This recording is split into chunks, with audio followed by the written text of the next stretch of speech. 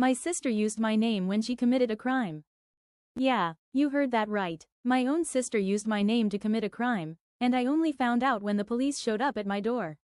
It started on a Thursday night, one of those nights where nothing really happens, and you just want to scroll through your phone and ignore the world. I was home alone, wearing pajamas, eating leftover noodles, when someone banged on the door so hard I thought it would break. At first, I ignored it. Then I heard, "Police. Open up." My stomach dropped. I thought maybe it was a mistake. Maybe they had the wrong address. I opened the door halfway and said, hi? What's going on?" One of them, this tall officer with a serious face, looked down at his clipboard. "Are you Leah Mendoza?" I froze. "Yeah, that's me." He nodded at the others. "You're under arrest for theft and fraud." I laughed. I actually laughed, because it sounded insane. "What? No, there has to be a mistake. I didn't do anything." But the officers weren't joking. They handcuffed me right there in my hallway, while my neighbor across the hall peeked out from her door with her nosy little dog barking behind her. I kept saying, "You've got the wrong person," and they kept saying, "You can explain at the station."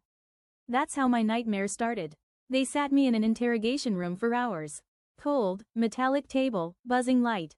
I felt like I was in some cheap movie.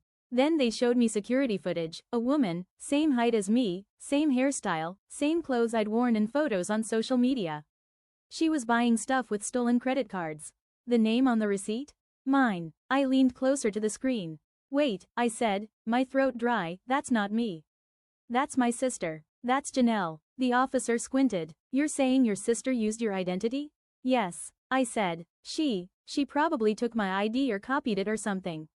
She's done weird stuff before but never like this." The officer gave me that look, the kind that says they don't believe a word. "We'll check into it," he said flatly. They eventually let me go, but not before taking my fingerprints and making me feel like a criminal. When I got home, I called Janelle right away. She didn't answer. The next morning, my phone was blowing up, messages from friends, my boss, even my mom. Everyone had seen the local news article with my name plastered on it. "Local woman accused of fraud," it said. My photo from Facebook was right next to it.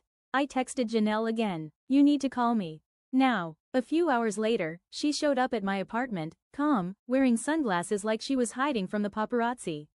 I opened the door and said, "What the hell did you do?" She didn't even flinch. "Relax. It's not a big deal." "Not a big deal?" "Janelle, you used my name.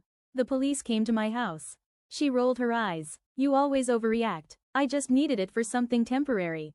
I was gonna fix it later." "Fix it?" I shouted. "You ruined my life. My job might fire me. Everyone thinks I'm a thief, and the cops think I'm lying." She crossed her arms. "You're fine. You always get out of everything. You're the responsible one, right?" That line hit me hard. Janelle had always been the screw-up. The one who dropped out of college, got fired from every job, and blamed everyone else for it. Meanwhile, I was the one who paid bills on time, who covered her rent, just for 1 month, who cleaned up her messes since we were kids. I said, "You can't keep doing this, Janelle. You crossed a line." She just laughed and said, "It's already done. So deal with it." That was the last straw. I kicked her out. The next few weeks were hell. My boss called me in. "Leah," he said, "we saw the reports.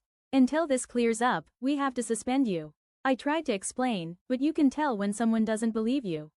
Even my mom didn't. When I went to her house, she was standing in the kitchen with that disappointed look. "I don't know what's gotten into you, Leah," she said. "Stealing? Lying to the police?" "Mom," I said, "it wasn't me. It was Janelle." She frowned. "Stop blaming your sister. She's been through enough." That's what broke me, the way everyone still saw her as the victim. I started crying. I'm the one who got arrested. I'm the one whose face is on the news. But she just sighed and said, "You two need to fix this privately." I left before I said something I'd regret. I didn't hear from Janelle for weeks after that. Then one day, I got a message from a friend who worked at a convenience store. "Hey, your sister's been hanging around again. Using your name." That night, I drove to the address he gave me. It was a small motel, the kind with flickering neon lights and cigarette smell baked into the walls. I knocked on the door. Janelle opened it halfway, looking pale and nervous. "What do you want?" she said. I stepped inside. "You're going to turn yourself in." She laughed bitterly. "You think I'm gonna do that? You don't get it, Leah. I had no choice. I needed money." "You had a choice," I said. "You always have a choice. You just don't like facing the consequences." She started crying. You think I wanted this? You think I wanted to drag you down? You were always perfect. I just wanted a break from being the disappointment. That silence between us hurt more than her words. Finally, I said, then why didn't you ask for help? She looked away. Because you would have said no. And honestly, maybe she was right. I was tired of fixing things for her. But still, hearing her say it made me feel sick.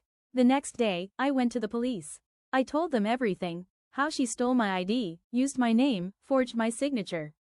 I even brought old messages and proof of her using my info before. It took weeks, but eventually, they caught her trying to use another fake card. When they called me to say she'd been arrested under my name again, I felt both relief and sadness. She called me from jail a few days later. Leah, she said quietly, I'm sorry. I didn't say anything for a long time. Then I said, you didn't just steal my name, Janelle. You stole my life. She cried softly and said, I know. Then she hung up. It's been months since then. The charges against me were cleared, but my reputation still hasn't healed. People still whisper, my boss didn't take me back. Even my mom barely talks to me. Sometimes I wonder if Janelle did it just to drag me down to her level, so I'd finally understand her chaos. But the truth is, I don't hate her. I just can't forgive her. Not yet. And whenever someone asks if I have siblings, I just say, I used to. Because now, when I hear my name, it doesn't even feel like mine anymore.